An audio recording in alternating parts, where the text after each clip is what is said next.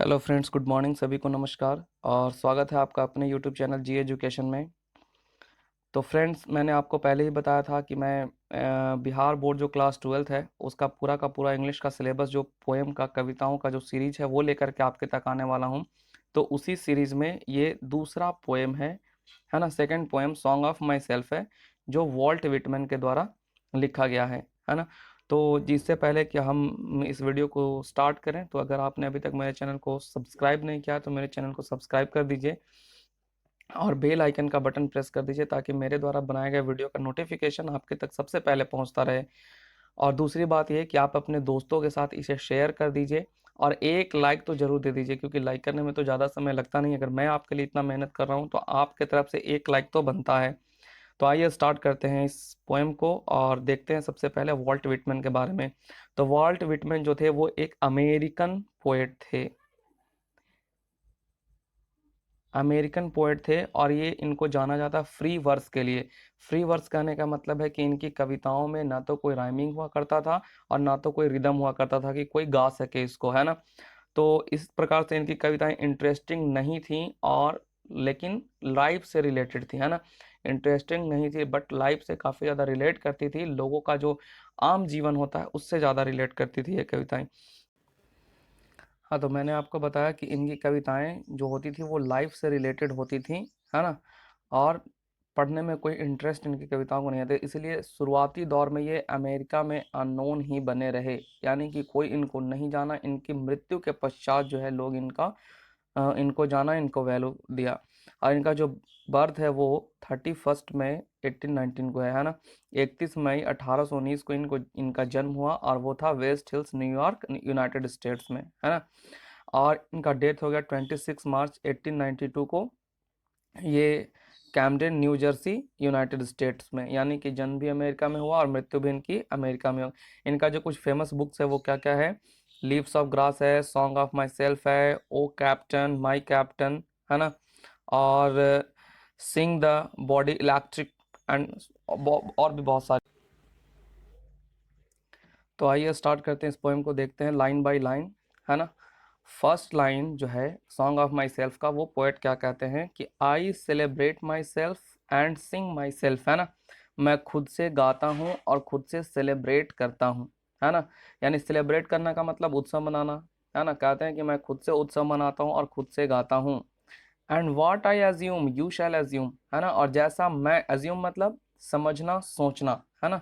Assume मतलब समझना या सोचना, है ना।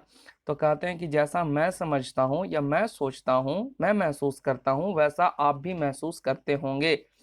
For every atom belonging to me as good belongs to you, है ना। कहते हैं कि मेरे शरीर का भी एक एक कण उसी प्रकार का बना हुआ है जिस प्रकार का आपका बना हुआ है। यानी मेरे शरीर का एक एक कण आपसे बिलोंग करता, आपसे मिलता जुलता है। यानी कि कवि इस पूरे के पूरे स्टेंजा से क्या कहना चाहते हैं, कवि कहते हैं कि मैं खुद से उत्सव मना लेता हूँ और खुद से गा लेता हूँ, है ना। और जैसा मैं सोचता हूँ आप भी वैसे सोचते होंगे। क्यों? क्योंकि हमारा भी शरीर वैसा ही बना हुआ है जैसा आप लोगों का। यानी कि हम सब एक हैं, हम में कोई अंतर नहीं है। नेक्स्ट स्टेंजा में पोएट क्या कहते हैं, I loafe and invite my soul, है ना। लोफ मतलब होता है क्या, भटकना। लोफ मतलब भटकना या इधर उधर घूमना, है ना। तो कहते हैं कवि कि मैं भटकता हूँ, इधर उधर घूमता हूँ, और इनवाइट किसको करता हूँ मैं, अपने शॉल को, अपने आत्मा को मैं इनवाइट करता हूँ, है ना। I lean and loafe at my ease observing spear of summer grass, है ना।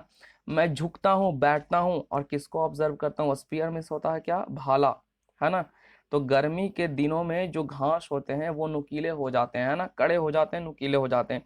तो कहते हैं मैं उन्हीं नुकीले घासों को मैं देखता हूँ।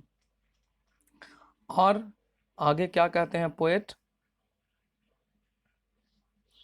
माई टंग every atom of my blood form from this soil this air, है ना। कहते हैं कि मेरा जीभ, मेरे शरीर का एक एक कण, मेरे शरीर के खून का एक एक कण, है ना, form from this soil this air, इसी हवा और इसी मिट्टी से बना हुआ है। यानी मैं कोई दूसरा नहीं हूँ, जिस प्रकार का शरीर आपका बना हुआ है जिस मिट्टी से जिस हवा से, उसी प्रकार के मिट्टी और हवा से मेरा भी शरीर बना हुआ है। Born here parents, born here from parents the same, है ना, and their parents the same. कवि कहते हैं कि कहीं ना कहीं, है ना, जिस प्रकार से मैंने पेरेंट्स से जन्म लिया है, आप सब पेरेंट्स से जन्म लिए हैं, आपके पेरेंट्स और मेरे पेरेंट्स भी अपने पेरेंट्स से जन्म लिए हैं, उनके भी कोई पेरेंट्स होंगे। इस तरह से अगर हम जाते जाएंगे तो कहीं ना कहीं हम एक हो जाएंगे, कहीं ना कहीं हमारा जो उत्पत्ति है, फॉर्मेशन है, वो कहीं ना कहीं एक जगह से मिलेगा। इसलिए हम सब एक हैं, कोई हम में अंतर नहीं है ना, सभी एक जैसे ही हैं। नेक्स्ट स्टेंजा में आगे बढ़ते हैं। पोएट कहते हैं कि I now 37 years old in perfect health begin, है ना। पोएट कहते हैं कि अभी मैं 37 ईयर्स का हूँ, लेकिन मेरा अभी भी स्वास्थ्य बहुत अच्छा है, मेरा स्वास्थ्य अभी तक खराब नहीं हुआ है। Hoping to cease not till death, और उम्मीद करता हूँ कि मृत्यु तक मैं ऐसा ही रहूंगा, हंसता मुस्कुराता गाता हुआ रहूंगा। यानी मैं कभी इन कुचक्रों में नहीं पड़ूंगा कि वो दूसरे धर्म का है, वो दूसरे जात का है ना।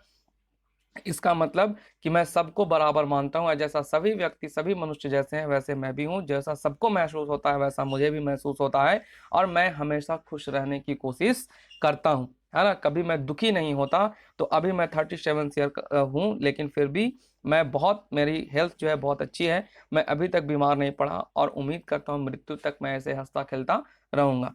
नेक्स्ट स्टेंजा है पोएट का, क्रीड्स एंड स्कूल इन अबेंस, है ना। क्रीड्स मीन्स होता है मान्यता, जो धार्मिक मान्यताएं होती है ना। क्रीड्स मीन्स धार्मिक मान्यता, और स्कूल मीन्स होता है समूह, है ना। तो कहते हैं कि जो धार्मिक मान्यताएं हैं, जो समूह है धर्म का, जिसमें लोग अलग अलग आज बटे हुए हैं, है ना। चाहे ये अमेरिका के पोएट थे तो उस समय वहाँ काले गोरे का भेदभाव था, है ना। तो उसके बारे में बात करें, अगर हम भारत की बात करें तो बहुत सारे जाति हैं, बहुत सारे धर्म में लोग बटे हुए हैं। तो कवि कहना चाहते हैं कि बहुत सारे स्कूल्स हैं, यानी बहुत सारे समूह हैं, है ना। चाहे वो भाषा के आधार पर बटा हुआ समूह हो, जात के आधार पर बटा हुआ समूह हो, या धर्म के आधार पर बटा हुआ समूह हो, उनकी मान्यताएं हैं, है ना। Retiring back a while sufficed at what they are but never forgotten, है ना। कहते हैं मैं सोचता हूँ कि आखिर ये मान्यताएं क्यों हैं, मैं बार बार इसे भूलने की कोशिश करता हूँ, लेकिन मैं इसे भूल नहीं पाता हूँ, है ना, कभी इसे भूला नहीं।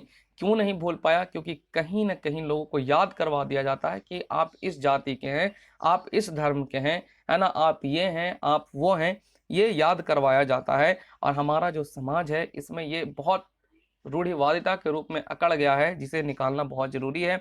तो कवि ये समझाने की कोशिश करते हैं कि मैं उन धार्मिक मान्यताओं के बारे में सोचता हूँ, मैं उन सामूहिक मान्यताओं के बारे में सोचता हूँ जो जिसमें लोग फंसे हुए हैं आज, लेकिन भूलने की कोशिश करता हूँ, मैं भूल नहीं पाता हूँ।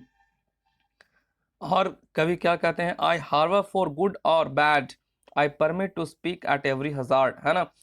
कहते हैं कि मैं हर अच्छे बुरे का समझ रखता हूँ, है ना, जितना भी लाइफ में अच्छा या बुरा हो रहा है, क्या अच्छा है क्या बुरा है, इसकी मैं समझ रखता हूँ। बहुत सारे लोग भी ऐसे मिलेंगे आपको जो आपके सामने अच्छा बुरा बोलेंगे, यानी कि कुछ बुरे बोलने वाले होंगे, कुछ अच्छे बोलने वाले होंगे, है ना। लेकिन उनमें से भी आपके लिए कौन अच्छा है और कौन बुरा है, ये आपको ढूंढना पड़ेगा, समझना पड़ेगा। तो वो कवि समझाने का कोशिश करते हैं कि मैं अपने चाहने वालों में से कौन मेरे लिए अच्छा चाह रहा है और कौन मेरे लिए बुरा चाह रहा है, ये मैं समझ लेता हूँ। I permit to speak at every hazard, hazard means क्या होता है, मुश्किलें होता है ना, दिक्कत होता है हजार्ड का मतलब। तो कवि कहते हैं कि लाइफ में कितना भी हजार्ड आ जाए, मैं सबके लिए तैयार हूँ, सब पर बोलने के लिए मैं तैयार हूँ, है ना। यानी किसी भी तरह का मुश्किल हो, मैं उसको पार करने के लिए मैं बिल्कुल तैयार हूँ। Nature without check with original energy, है ना। इसका मतलब क्या हुआ, nature without check with original energy, कि नेचर कभी हमारा ओरिजिनल एनर्जी नहीं चेक करता, कि मैं आपको इस तरह का मुसीबत देने वाला हूँ, इस तरह का दुख देने वाला हूँ, इस तरह का तकलीफ देने वाला हूँ, है ना। तो हमें अपने लाइफ में मुश्किलों से घबराना नहीं है, बल्कि हर मुश्किल के लिए लगातार तैयार रहना है, ये कवि का कहना है ना। तो एक बार इन शॉर्ट अगर हम पूरा समरी को देखें तो कवि यही कहना चाहते हैं कि हमारी मान्यताएं अलग हो सकती हैं, हमारा धर्म अलग हो सकता है, हमारा जात अलग हो सकता है, लेकिन कहीं ना कहीं हम सब एक जैसे ही हैं, हम में कोई अंतर कोई डिफरेंस नहीं है। इसलिए कवि कहते हैं कि मैं खुद से ही गाता हूँ और खुद से ही सेलिब्रेट कर लेता हूँ, है ना, मुझे किसी के पास जाने की ज़रूरत नहीं है। और कहते हैं कि आप भी ऐसा कर सकते हैं, क्योंकि जिस प्रकार से मेरा शरीर बना हुआ है आपका भी शरीर वैसे ही बना हुआ है, कोई हम में से कोई अंतर नहीं है। मेरा खून का एक एक कतरा, है ना, उसी हवा और मिट्टी से बना हुआ है जिस प्रकार से आपका बना हुआ है, कोई अंतर किसी में नहीं है। और अंत में कवि कहते हैं कि हमें हर मुश्किलों के लिए तैयार होना चाहिए, किसी मुश्किल से घबराना नहीं चाहिए, क्योंकि हमें प्राकृतिक जो है वो बता करके मुश्किलें नहीं देती हैं, वो अचानक से ही मुश्किलें आती हैं और उसे हमें झेलना पड़ता है। तो आपको ये वीडियो कैसा लगा फ्रेंड्स, आप एक बार कमेंट करके इसको बताएंगे, और चैनल को ज़रूर सब्सक्राइब कर देंगे, लाइक कर देंगे, अपने दोस्तों के साथ शेयर कर देंगे। तो आज के लिए इतना ही। Thank you very much for watching.